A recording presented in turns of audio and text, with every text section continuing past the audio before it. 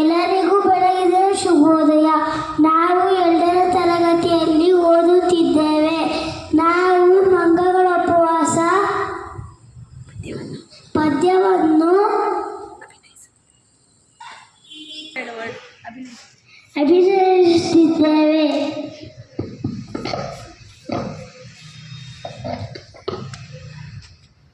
ಹಳೆಯ ತೋಟದ ಪಕ್ಕದ ಕಾಡನ್ನು ವಾಸಿಸುತ್ತಿದ್ದವು ಮಂಗಗಳು. ಮಂಗಗಳೆಲ್ಲವೂ ಒಟ್ಟಿಗೆ ಸೇರುತ್ತಾ ಒಂದು ಉಪವಾಸವ ಮಾಡಿದವು. ಏನು ತಿನ್ನದೆ ಮಟ ಮಟ ನೋಡುತ್ತಾ ಇದ್ದವು ಮರದಲ್ಲೇ ಕುಳಿತಲ್ಲೇ. ನಾಳೆಯ ತಿಂಡಿಯ ಈಗಲೇ ಹುಡುಕುವ ಬನ್ನಿರಿ ಎಂದಿತು ಕಾಫಿಯೊಂದು. ಹೌದೌ ಗಣ್ಣ ಎನ್ನುತ್ತಾ ಎಲ್ಲವೂ ಬಾಳೆಯ ತೋಟಕ್ಕೆ ಹಾರಿದವು. ತೋಟದಿ ಬಾಳೆಯ ಹಣ್ಣನ್ನು ನೋಡಲು ಆಸೆಯು ಬೇಕಿತ್ತು ನೀರೂರಿ. ನುಡಿದೇನು ಆಗದೆ ಎಂದಿತು ಆಸೆಯ ಮರಿಕಪಿ ಒಂದಾಗ.